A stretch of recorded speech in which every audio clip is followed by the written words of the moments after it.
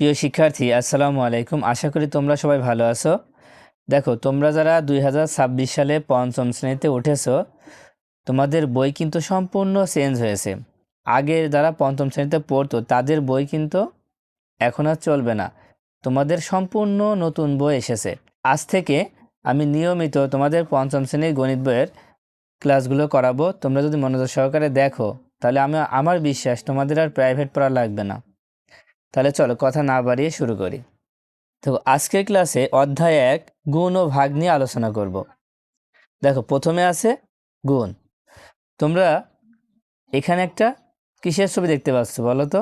দেখো, তোমরা এখানে একটা সেতুর ছবি দেখতে পাচ্ছ। তাকে সেতুর উপর দিয়ে অনেক গাড়ি কিন্তু পার হচ্ছে। তো দেখো, তোমাদের এখানে একটা অঙ্ক দেওয়া আছে, এটা আমরা পড়ি। একটি সেতু দিয়ে যদি দৈনিক 4614টি গাড়ি যাতায়াত করে, তবে বছরে কয়টি গাড়ি যাতায়াত করবে? দেখো, আমরা যে সেতুটি দেখতে পাচ্ছি, এই সেতুর উপর দিয়ে যদি প্রতিদিন 4614টি গাড়ি যদি যাতায়াত করে, তাহলে বছরে কয়টি গাড়ি এই সেতুর উপর দিয়ে যাতায়াত করবে? তোমরা তো সবাই জানো যে 1 বছর সমান কত দিন? 365 দিন। তার মানে 1 বছর মানে কি 365 দিনে এই সেতুর উপর দিয়ে কতটি গাড়ি যাতায়াত করতে পারবে সেটা বের করতে হবে। তো কিভাবে শুরু করবা? দেখো, তোমরা এই অঙ্কটা দুইটা ভাবে করতে পারো। একটা হচ্ছে গাণিতিক বাক্যে, একটা হচ্ছে লিখিতভাবে। তো আমরা প্রথমে লিখিতভাবে করব, তারপরে তোমাদের গাণিতিক বাক্যে কিভাবে করতে হয় সেটাও দেখাবো। দেখো, এখানে লেখা আছে যে দৈনিক 4614টি গাড়ি যাতায়াত করে। দৈনিক মানে একদিন। তাহলে বছরে কয়টি? বছর বললে আমাদের প্রথমে লিখে নিতে হবে যে 1 বছর সমান 365 দিন।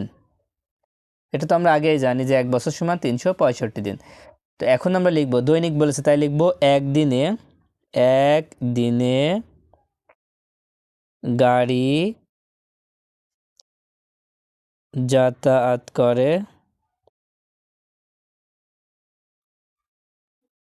কতটি? 4614টি। তাহলে 1 বছর বলেছে, তাহলে কত দিন? 365 দিন। অতএব 365 দিনে গাড়ি যাতায়াত করে। তোমরাই বলো, একদিনে যদি 4614টি গাড়ি যাতায়াত করে, তাহলে 365 দিনে অনেক বেশি করবে না? হ্যাঁ, অনেক বেশি করবে। তাহলে সেই ক্ষেত্রে কি করতে হয়? গুণ করতে হয়। তোমরা গুণ করে দেবো। 4614 গুণ 365টি। এখন গুণ করে যা হবে এখানে বসাতে হবে। তো আমরা নিচে গুণ করে দেখাচ্ছি। প্রথমে 5 দিয়ে 4কে গুণ করো। দেখো, 5-এর সাথে 4 গুণ করলে 4 5-এ 20, 20-এ 0, হাতে থাকে 2, 5-কে 5 আর 2 7, হাতে কিন্তু আর থাকছে না। ফের 5 দিয়ে 6কে গুণ করো, 5 6 30, 30-এর 0, হাতে থাকে 3, বা 4 5-এ 20 আর 3 যোগ করতে হবে, তাহলে কত হবে? 23 হবে। এখানে 23 লিখে দিলাম। লাস্টে আর কোনো সংখ্যা নেই, তা সম্পূর্ণ লিখে দিতে হবে। এবার 6 দিয়ে গুণ করব। দেখো, 6 কিন্তু দশকের ঘরে, 5 ছিল এককের ঘরে, 6 আছে দশকের ঘরে। যখন আমরা দশকের ঘরের সংখ্যা দিয়ে গুণ করব, তখন এককের নিচে একটা শূন্য বসাই দেব, অথবা গুণ চিহ্ন দিলেও হবে। 6 দিয়ে 4কে গুণ করো। তো 4 ছক 24-এ 4, হাতে থাকে 2, 6কে 6 আর 2 8। এবার 6 ছক 36-এ 6, হাতে থাকে 3, 4 ছক 24, 24 আর 3 কত? 27। এবার 3 দিয়ে যখন গুণ করব, দেখো 3 কিন্তু একক, দশক, শতকের ঘরে আছে। শতকের ঘরে সংখ্যা দিয়ে যখন গুণ করব, তখন একক আর দশকের নিচে শূন্য দিয়ে দিতে হবে। তার মানে এটা হচ্ছে একক, এটা হচ্ছে দশক, শূন্য দিয়ে নিলাম।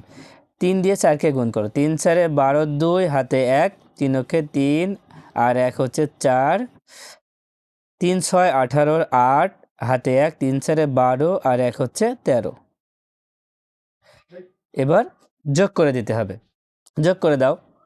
দেখো, 0 7 4 11-র 1, হাতে থাকে 1, সে 1 2-এর সাথে যোগ করলে 3, 3 আর 8 11, 11-র 1, হাতে থাকে 1, সে 1 4-এর সাথে যোগ করলে 5, 5 আর 6 11, 11 আর 3 14, 14 4, হাতে 1, সে 1 8-এর সাথে যোগ করো 9, 9 আর 7 কত?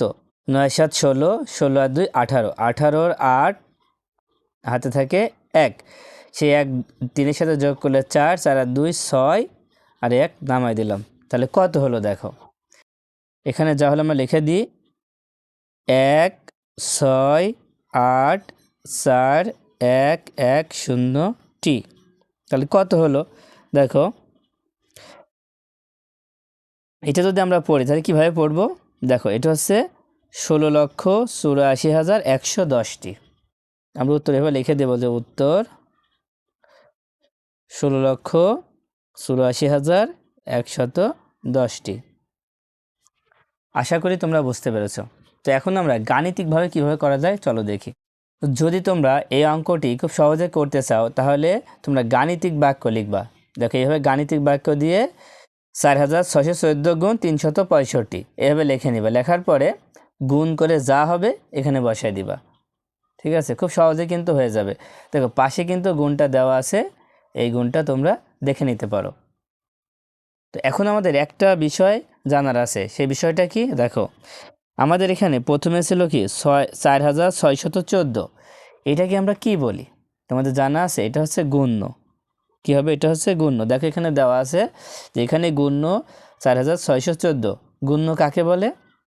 যে সংখ্যাকে গুণ করা হয় তাকে গুণ্য বলে। সেই জন্য আমরা কিন্তু দেখো 4,614কে গুণ করছি, এই জন্য এটাকে আমরা গুণ্য বলছি।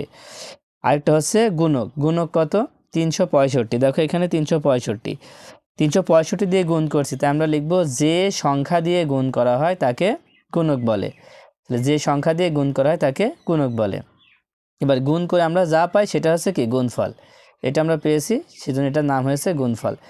তো আজকের মতো ক্লাসটা এই পর্যন্তই। আল্লাহ হাফেজ।